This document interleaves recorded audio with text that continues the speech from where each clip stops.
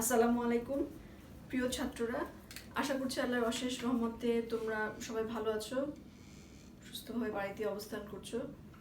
করোনার পরিস্থিতি আমাদের এখন বর্তমানে বেশ কিছুটা খারাপই, সুতরাং বাড়ি থেকে একদম বের হওয়া যাবে না, বাসাতেই থাকতে হবে। ঠিক আছে, একটু ধৈর্য ধরতে হবে, একটু আমরা বাসাতেই অবস্থান করবো সবাই মিলে। আচ্ছা, তোমাদের আজকে আমার ক্লাস হলো বিবিএ 4th ইয়ারের সাথে, কোর্স হলো অ্যাডভান্স অ্যাকাউন্টিং 2। আমরা অ্যাডভান্স অ্যাকাউন্টিং 2 এর ক্লাসটা করব। আমরা valuation of goodwill and shares এই চ্যাপ্টারের উপরে ক্লাস শুরু করেছিলাম। গুডউইল সম্পর্কে আমরা গত ক্লাসে জেনেছি, আজকে আমরা বাকিটুকু জেনে নেব। তাহলে আমাদের এখানে ফিনান্সিয়াল, তোমাদের যে সিলেবাস এখানে দুটো পার্ট আছে, একটা ফিনান্সিয়াল অ্যাকাউন্টিং, একটা গভর্নমেন্ট অ্যাকাউন্টিং। তাহলে ফিনান্সিয়াল অ্যাকাউন্টিং এর পার্ট এর মধ্যে আমরা পাবো valuation of goodwill and share. আচ্ছা, তাহলে আমাদের বুক রিকমেন্ডেশন আছে ভ্যালুয়েশন অফ গুডউইল। আমরা গত ক্লাসে এটা শিখেছি, আমাদের গুডউইলের ধরন বলতে যে আমরা গুডউইলকে বলেছি যে পারচেজ গুডউইল হতে পারে, নন পারচেজ গুডউইল হতে পারে। নন পারচেজকে আমরা ইনহেরিটেন্ট গুডউইল বলেছি, মানে এটা কোনো ধরনের পারচেজ কনসিডারেশন ছাড়াই, কোনো ধরনের পারচেজের ঘটনা ছাড়াই একটা কোম্পানি যখন চলমান থাকে তখন যেই গুডউইলটা তার মধ্যে আপনা আপনি তৈরি হয়ে যাচ্ছে সেটাকে আমরা বলছি ইনহেরেন্ট বা অথবা আমাদের নন পারচেজ গুডউইল। আর পারচেজ গুডউইলটা হলো যখন একটা কোম্পানি পারচেজ কন্ডিশনে আসছে তখন আমাদের যে গুডউইলটা পারচেজ কনসিডারেশনের মাধ্যমে আমরা যে গুডউইলটা ক্যালকুলেশন করতে পারি সেটা আমাদের পারচেজ গুডউইল। আচ্ছা, আর আরেকটা ধরনের বলেছিলাম যে আরেকভাবে আমরা বলতে পারি, আমাদের আরেকটা টাইপ আছে, সেটা হলো পজিটিভ অ্যান্ড নেগেটিভ গুডউইল। আমরা গুডউইলকে পজিটিভ বলতে পারি, গুডউইলকে আমরা নেগেটিভ বলতে পারি। গুডউইলের ভ্যালুয়েশন করতে যে আমরা বলেছি যে এটা ডিফারেন্সটা কি, ডিফারেন্সটা হলো কোম্পানিতে যে নেট অ্যাসেট আছে তার ফেয়ার ভ্যালু আর পারচেজ কনসিডারেশন, এই দুটো ডিফারেন্সটাই হলো আমাদের গুডউইল। এখানে কি বলেছে, goodwill is the difference between the value of business as a whole and the fair value of its separate net asset. তাহলে এই দুটো ডিফারেন্সটাই হলো আমাদের গুডউইল। এখন এটা আমার যেই value of the whole business সেটা তো নেট অ্যাসেটের থেকে কমও হতে পারে। যদি নেট যে fair value of net asset, বিজনেসের যে নেট অ্যাসেট সেখান থেকে যদি আমাদের ভ্যালু অফ দ্য বিজনেস কম হয় তাহলে বুঝতে হবে গুডউইলটা নেগেটিভ। আর যদি এটা বেশি হয়, ভ্যালু অফ দ্য বিজনেস বেশি হলো আর ফেয়ার ভ্যালু অফ নেট অ্যাসেটটা কম হলো, তখন আমরা এটাকে বলবো পজিটিভ। দেখো, non purchase goodwill exist in all business. আমাদের নন পারচেজ এটা গুডউইল, সেটা ইনহেরেন্ট, এটা একটা কোম্পানি চলমান অবস্থাতেই এই গুডউইলটা তৈরি হয়ে যাচ্ছে। আচ্ছা, পজিটিভ গুডউইল দেখো কি বলছে, positive goodwill arises when the value of the business as a whole is more than the value of the separate net of asset। তাহলে আমরা কোম্পানির যে নেট অ্যাসেট আছে সেটার ফেয়ার ভ্যালু থেকে আমরা বাদ দিচ্ছি হলো ভ্যালু অফ দ্য বিজনেস। তাহলে সেই ভ্যালু অফ দ্য বিজনেস যদি বেশি হয় এবং আমাদের fair value of the net asset যদি কম হয় তখন এটা পজিটিভ। আর নেগেটিভ হবে কখন, যখন আমাদের কি হচ্ছে, আমাদের নেট অ্যাসেট যেটা fair value of net asset বেশি কিন্তু আমাদের যে ভ্যালু অফ দ্য বিজনেস সেটা আমরা পারচেজ কনসিডারেশনের মাধ্যমে জানতে পেরেছি সেটা যদি কম হয় তাহলে এটা আমাদের হবে নেগেটিভ। আচ্ছা, এরপরে আসো রেকর্ডিং গুডউইল। আমরা কোন গুডউইলকে রেকর্ড করি এবং কোন গুডউইলকে রেকর্ড করি না সেটা আমরা একটু দেখব। আমাদের ইন্টারনালি ক্রিয়েটেড যে গুডউইল যেটা আছে যেটাকে আমরা ইনহেরেন্ট বলছি, goodwill generated internally should not be capitalised in the accounts. ঠিক আছে, এটা আমরা ক্যাপিটালাইজ করছি না। আর মেজারিং কারণটা কি, কেন আমরা এটা ক্যাপিটালাইজ করছি না, কারণ এটা ডিফিকাল্ট। ঠিক আছে, এটা কোনো সিম্পল প্রসেস না। কি বলছে, measuring the component of goodwill is simply too complex. ঠিক আছে, যথেষ্ট কমপ্লেক্সিটি আছে এর মধ্যে, এবং cost with future benefit is too difficult. মানে এটার সাথে, এই গুডউইলের সাথে যে অ্যাসোসিয়েটেড কস্ট আছে ফিউচার বেনিফিটের জন্য, এটা কিন্তু বের করাটা বেশ ডিফিকাল্ট। আর বলছে the future benefit of goodwill may have no relationship to the cost incurred. বেনিফিটের সাথে কস্টের হয়তো কোনো রিলেশনশিপই নাই। তাহলে এইসব বিভিন্ন কারণে আমরা দেখব যে আমাদের এই যে ইন্টারনালি ক্রিয়েটেড যে গুডউইল আছে যেটাকে আমরা ইনহেরেন্ট বলছি বা নন পারচেজ বলছি, এই গুডউইলটা কিন্তু ক্যাপিটালাইজড হচ্ছে না।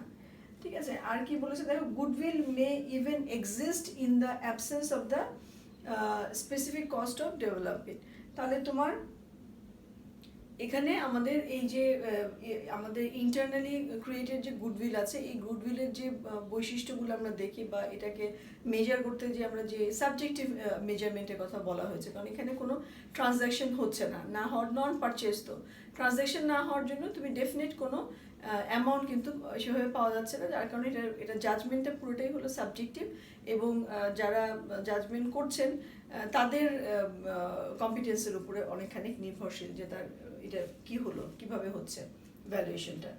আর finally, because no objective transaction with outside parties take place, a great deal of subjectivity, even misinterpretation may occur.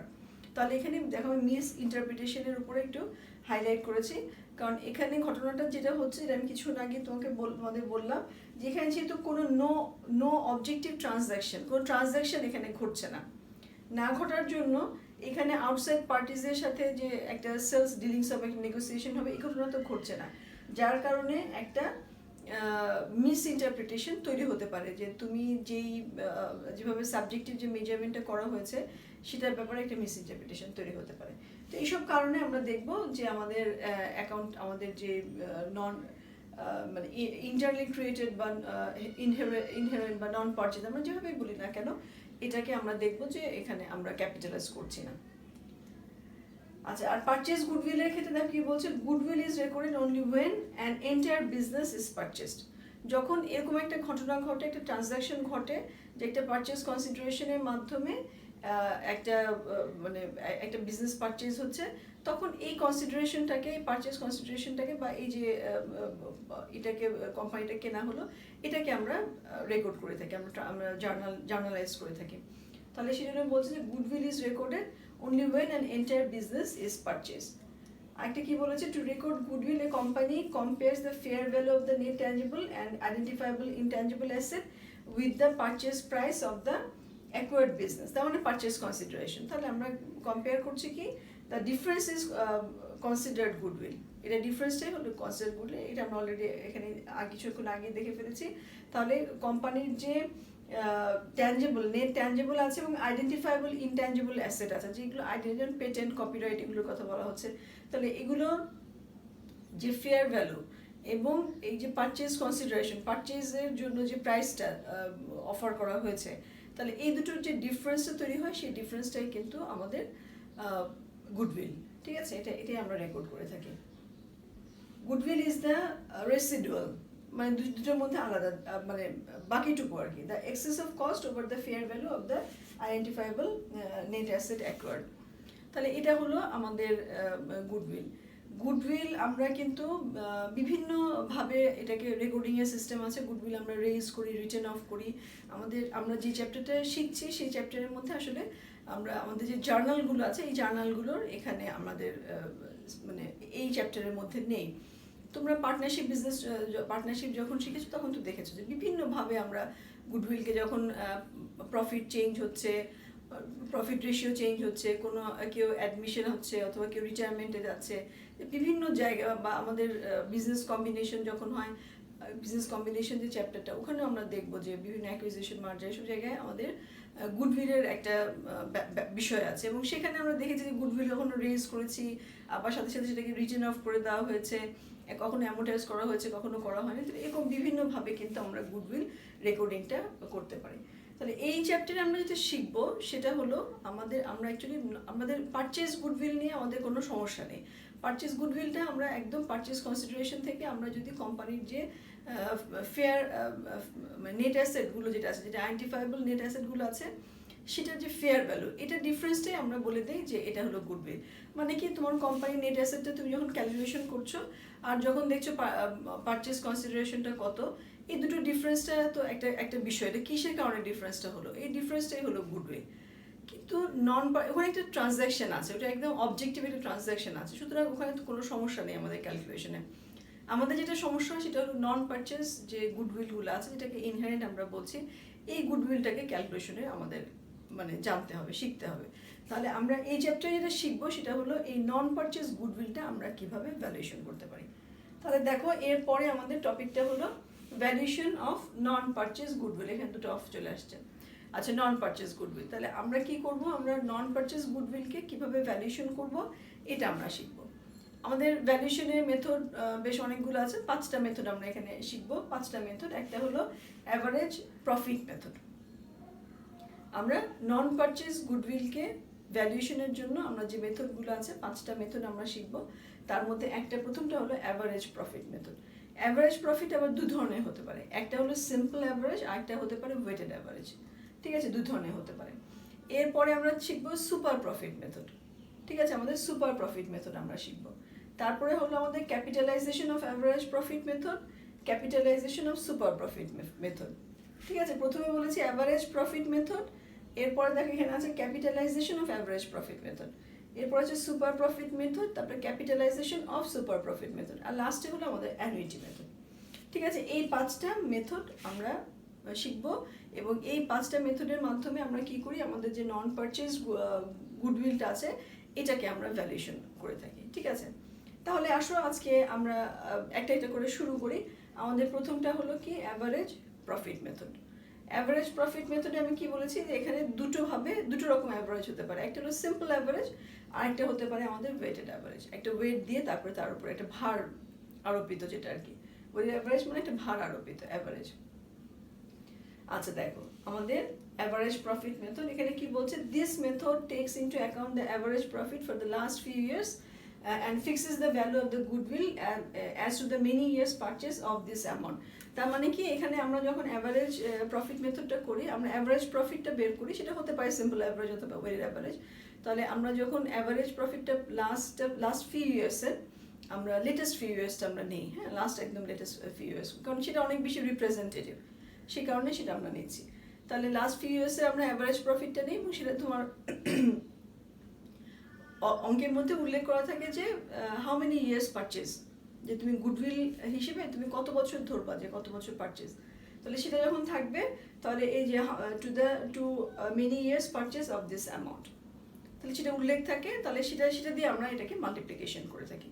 তাহলে অ্যাভারেজ প্রফিটকে আমরা নাম্বার অফ ইয়ার্স পারচেজ দিয়ে আমরা মাল্টিপ্লিকেশন করে থাকি। এটা হলো আমাদের অ্যাভারেজ প্রফিটের নিয়ম। After calculating average profit, it is multiplied by a number of 3 or 4.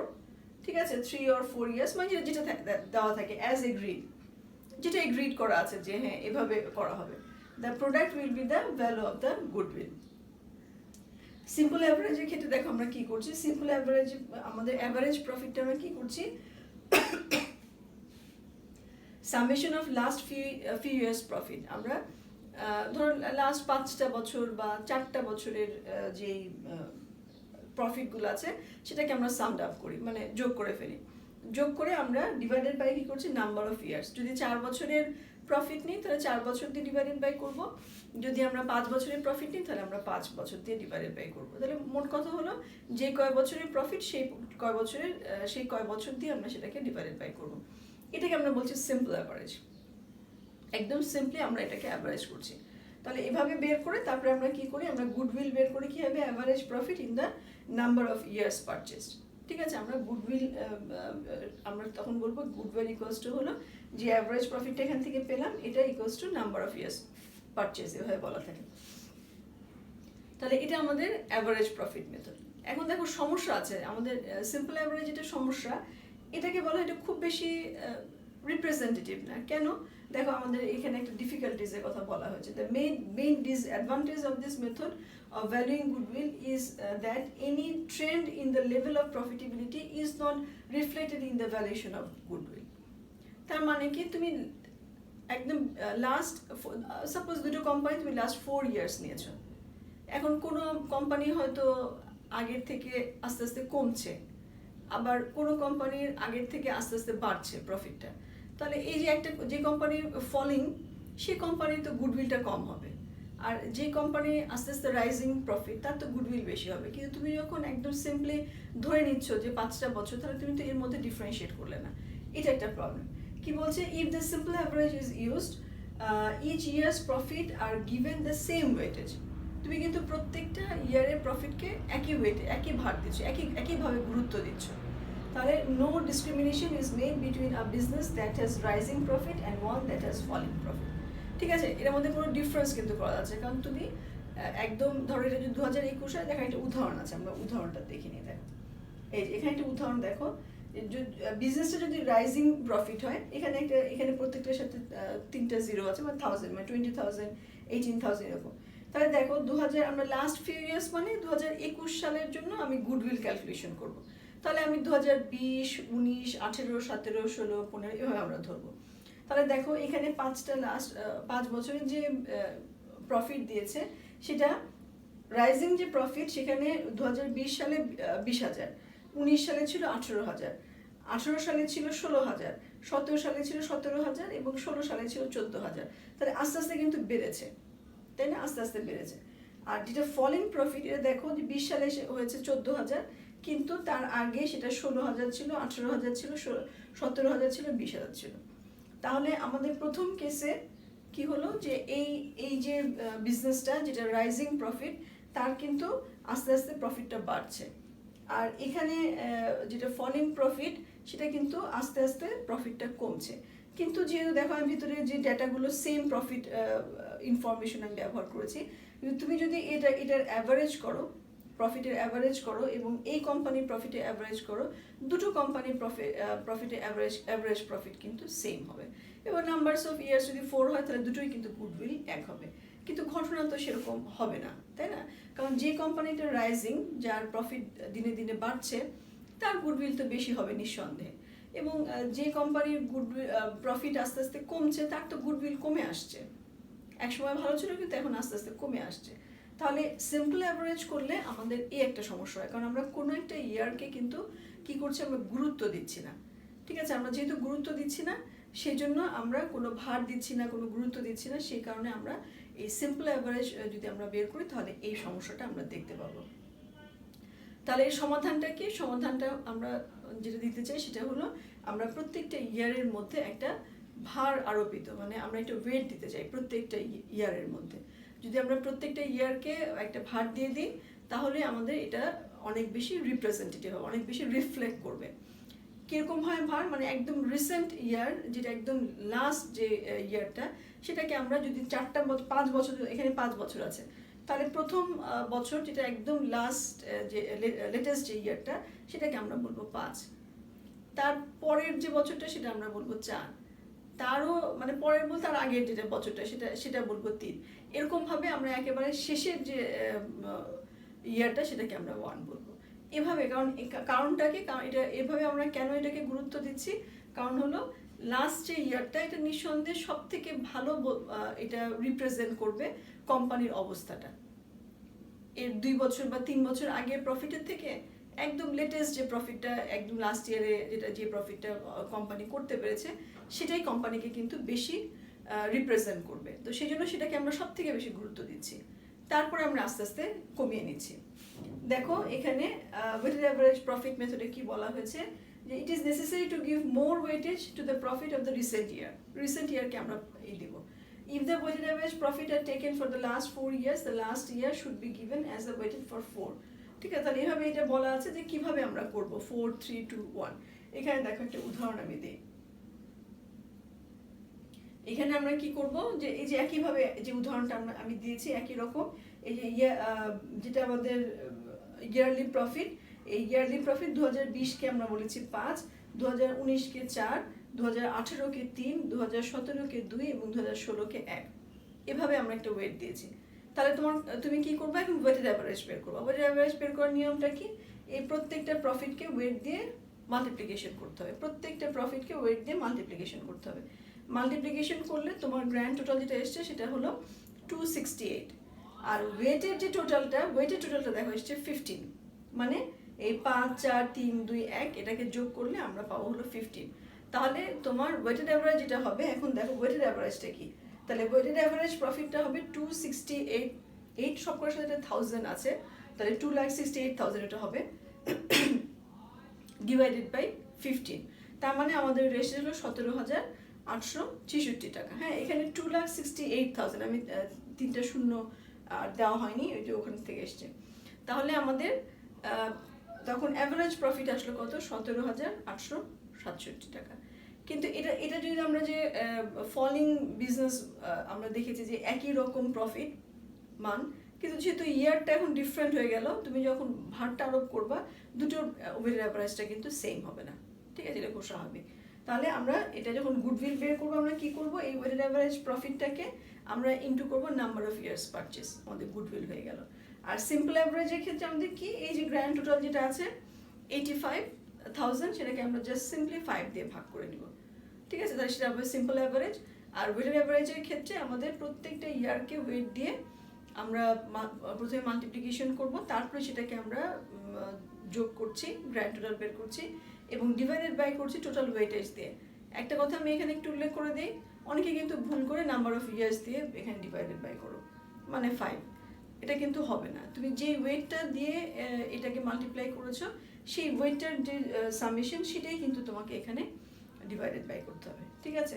তাহলে এভাবে আমরা সিম্পল অ্যাভারেজ মেথড এবং ওয়েটেড অ্যাভারেজ মেথড, মোট কথা আমাদের অ্যাভারেজ যে প্রফিট মেথড আছে তার মাধ্যমে আমরা এভাবে গুডউইলটা নির্ণয় করি। আমরা আগে অ্যাভারেজ প্রফিটটা বের করে নিব, তারপরে আমরা তাকে, যে অঙ্কের মধ্যে তোমাদের দেওয়া থাকে নাম্বার অফ ইয়ার্স পারচেস, তাহলে সেই নাম্বার অফ ইয়ার্স দিয়ে তুমি যখন মাল্টিপ্লিকেশন করবে তখন তোমার গুডউইল চলে আসলো, ঠিক আছে।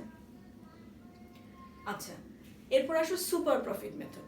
সুপার প্রফিট মানে সুপার মানে তোমার নর্মাল প্রফিটের থেকে বেশিটা, সেটাই আমাদের সুপার।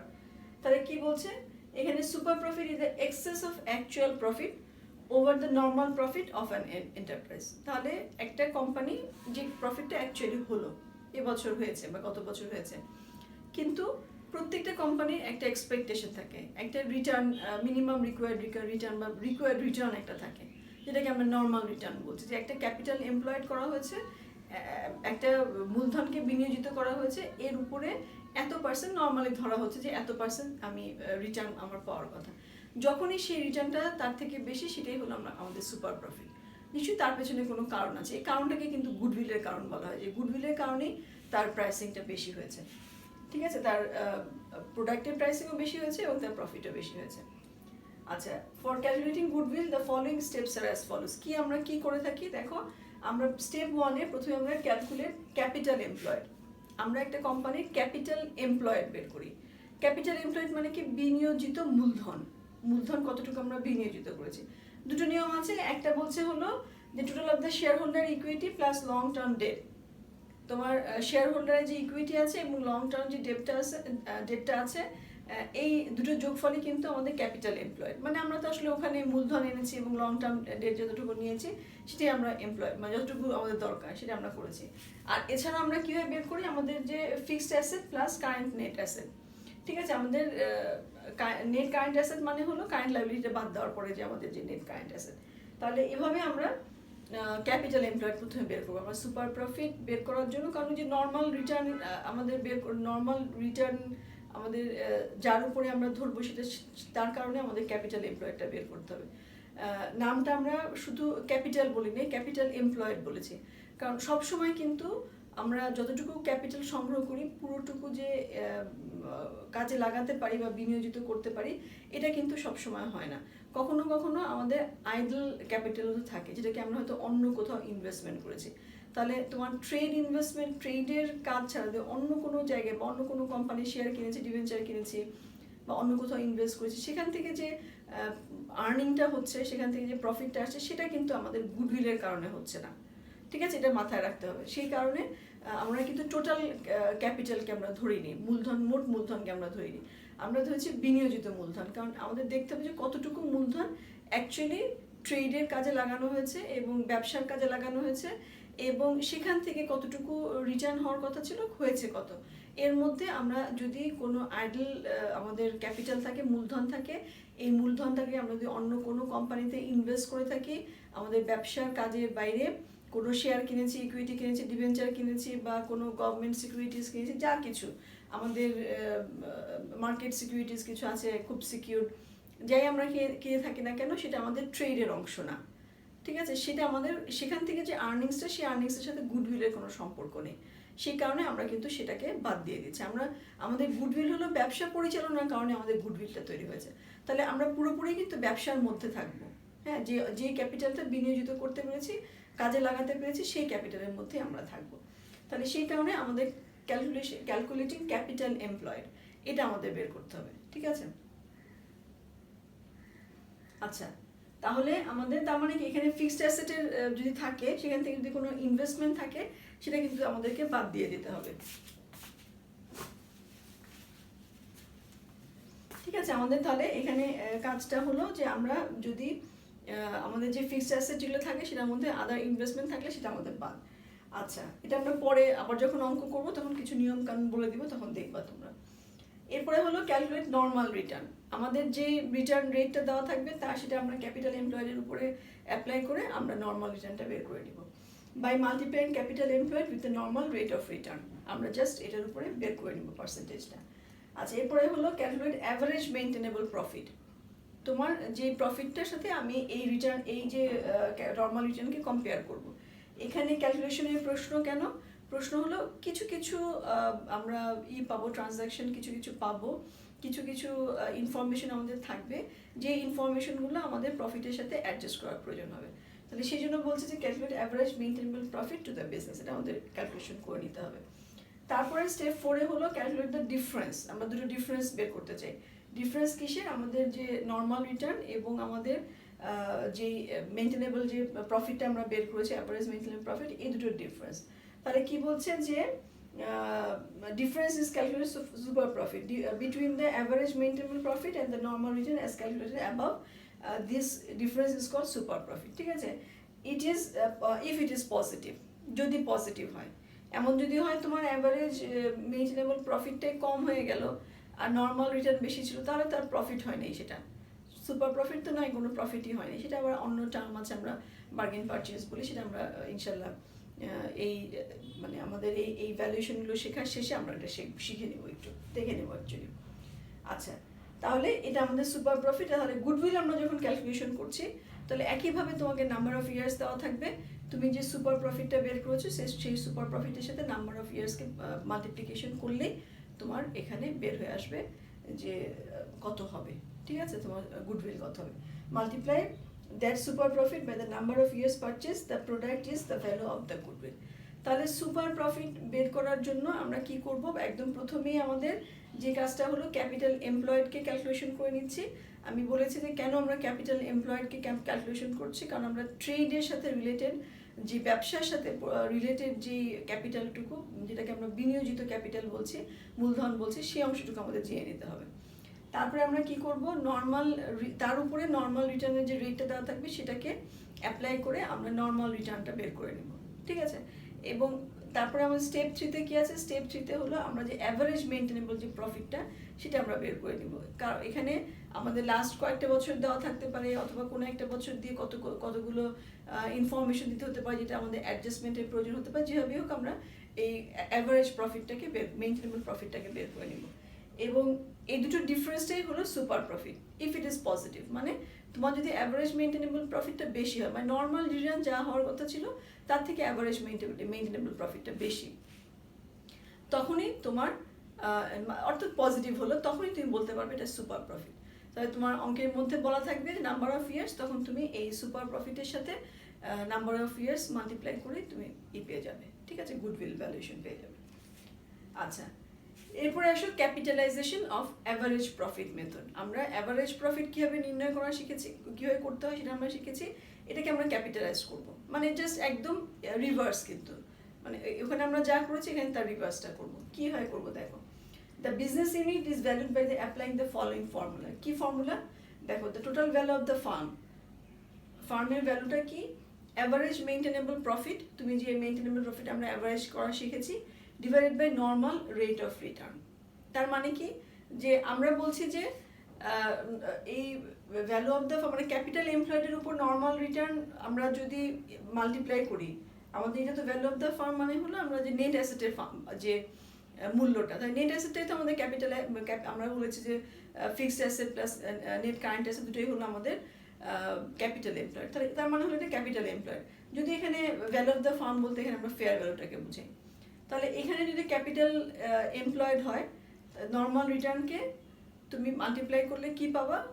তোমার এই তোমার এসের পরিমাণটা পাবা, তোমার অ্যাভারেজ মেইনটেনেবল প্রফিটটা পাবা। তাহলে নর্মাল রেট অফ রিটার্নটা পাবো, নর্মাল রিটার্নটা পাবে অ্যাকচুয়ালি। তাহলে অ্যাভারেজ মেইনটেনেবল প্রফিট যেটা আমরা পেলাম, আমরা যদি ধরে নেই যে সেটাই আমাদের তো রিটার্ন হওয়ার কথা ছিল, তাহলে সেটা দিয়ে আমরা যখন ডিভাইডেড বাই করছি আমরা পেয়ে যাব ভ্যালু অফ দ্য ফার্ম। যখন দেখা যাবে যে নেট অ্যাসেটের ফেয়ার ভ্যালু এবং এই দুটোর মধ্যে ডিফারেন্স আছে, সেই ডিফারেন্সটাই হলো আমাদের গুডউইল। দেখো আমরা কি করি, যে after calculating the value of the farm in the above manner, the net asset of the business unit is deducted from this and the balance is the value of the goodwill. ঠিক আছে, তাহলে কি হলো, তুমি যে average মেইনটেনেবল প্রফিটটা পেয়েছো, যে অ্যাভারেজ প্রফিট আমরা নির্ণয় করা শিখেছি, আমরা ধরে নিলাম যে এটাই তো আমাদের রেট অফ রিটার্নের সমান। তাহলে rate of return equals to তো আমাদের কি, আমাদের মধ্যে 10% হয়, 10% ইকুয়ালস টু মনে করো যে কত আমাদের মেইনটেনেবল প্রফিট আসে 10,000 টাকা, 10,000 টাকা, কারণ আমাদের এই রিটার্ন অনুযায়ী প্রফিট হওয়ার কথা। তাহলে এটাকে যদি আমরা 0.10 দিয়ে ডিভাইডেড বাই করি, তাহলে তো আমার ক্যাপিটাল এমপ্লয়েডটা আসার কথা, নেট অ্যাসেট যেটাকে বলছি।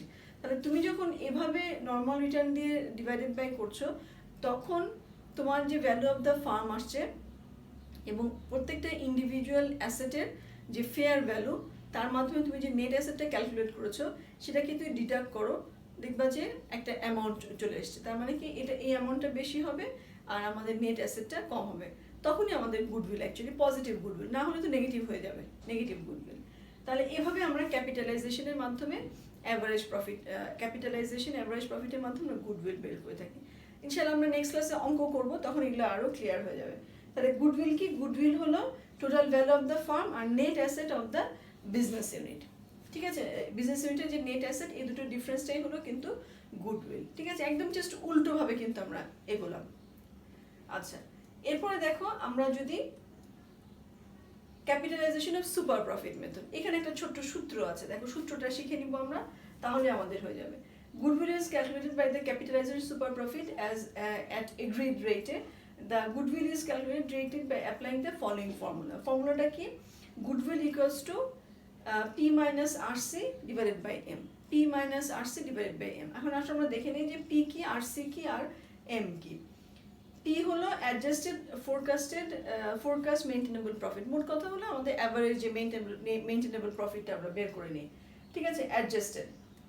আর আমাদের আর হলো normal rate of return, C হলো আমাদের ক্যাপিটাল এমপ্লয়েড, আর এম হলো আমাদের ক্যাপিটালাইজেশন রেশিও। তাহলে তোমার অঙ্কের ভিতরে এগুলো দেওয়া থাকবে।